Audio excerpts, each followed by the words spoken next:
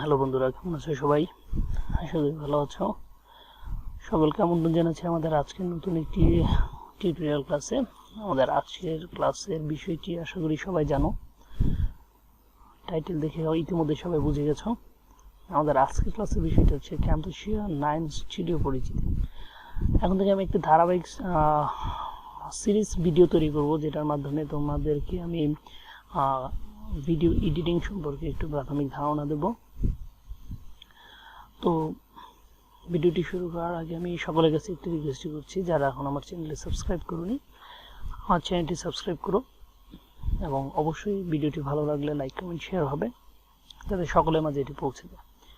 তো ভিডিও শুরু করার আগে আমি ক্যামটাসিয়াটি ওপেন করছি। দেখো আমার কাছে ক্যামটাসিয়া 9 স্টুডিওটা আগেও ইনস্টল করা আছে। আমি এটা ওপেন করলাম।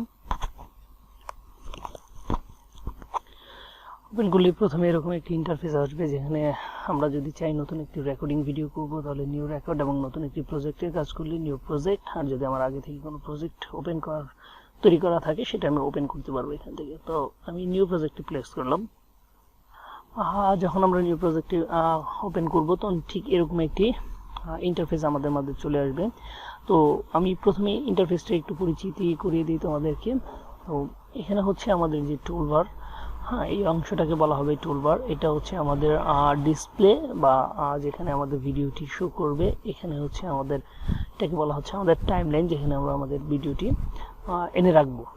তো প্রথমে আমি টুলবার সম্পর্কে একটু কথা বলি। টুলবার প্রথম যে অপশনটি আছে সেটি হচ্ছে মিডিয়া। এই মিডিয়া অপশন থেকে আমি চাইলে আমার ভিডিও ফুটেজটি ইম্পোর্ট করতে পারি, অথবা আমার এখানে আগে থেকে যে ওদের যে ডিফল্ট কিছু আইকন বা ডিফল্ট কিছু অ্যানিমেশন আছে, যেগুলো আমরা চাইলে এখান থেকে আপলোড করতে পারি। যেমন ওদের ডিফল্ট ক্যামটাসিয়ার যে ডিফল্ট এগুলো আছে, অ্যানিমেশনগুলো আছে, সেটা যদি আমি দেখি, যেমন প্রথম অপশনটি আছে অ্যানিমেট ব্যাকগ্রাউন্ড। এটাতে প্লেস করলে দেখো এখানে অনেকগুলো অ্যানিমেট ব্যাকগ্রাউন্ডের অপশন দেওয়া আছে। আমি প্রথমটিতে একটু প্রেস করি, প্রথমটা ধরে এনে ড্র্যাগ করে আমি এখানে ছেড়ে দিলাম। তারপরে যখন আমি এটা ভিডিওটা ওপেন করব, এই আমি ওপেন করছি, দেখো এটা কিন্তু একটা অ্যানিমেশনের মাধ্যমে কাজটি হচ্ছে। অ্যানিমেট এটা প্রিসেট আগে থেকে সেট করা।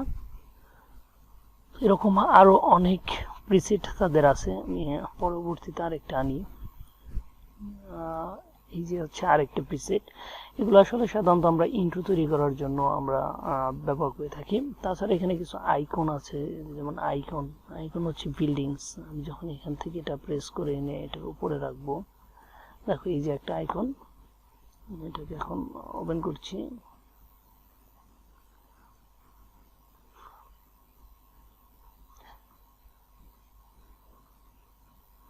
দেখো আইকনটা কিন্তু আমার ভিডিওর সামনে চলে এসে এরকম অনেক এখানে ওদের আইকন আছে, নিজেরা একটু দেখে নিবে।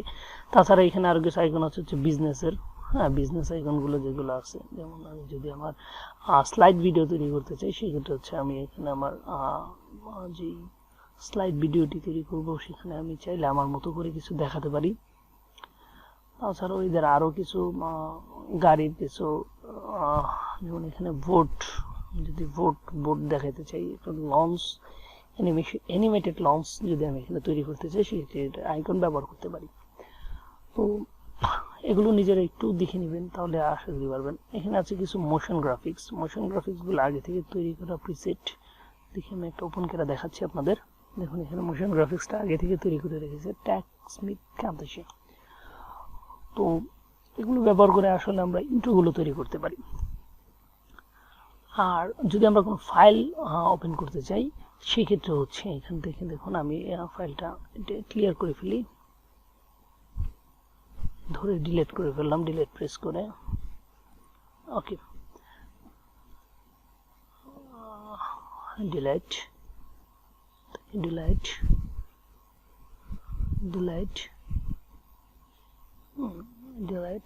ওকে, আমি এখানে রাইট বাটন অথবা এই প্লাস বাটন ক্লিক করে আমি কিন্তু ইম্পোর্ট মিডিয়াতে প্লেস করলে আমার মিডিয়াটা কোন ফাইলে আছে সেটা দেখাবে। আমি এখান থেকে একটা মিডিয়া ওপেন করছি, বাস এখানে আমার মিডিয়াটি অ্যাড হয়ে গেছে। ধরে আমি টাইমলাইনে ট্র্যাক করে দেবো, দিলেই কিন্তু আমার মিডিয়াটি ওপেন।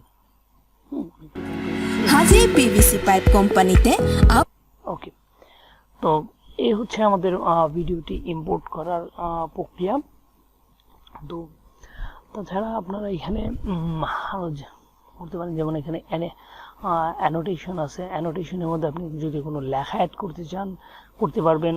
বিভিন্ন সাইনগুলো আছে, যেমন কোনো সাইন যদি দেখাতে চান, অ্যারো চিহ্ন দেখাতে চান, যেমন আমি এখানে একটা অ্যারো যদি অ্যাড করি, হ্যাঁ আমি এখানে একটা অ্যারো অ্যাড করব।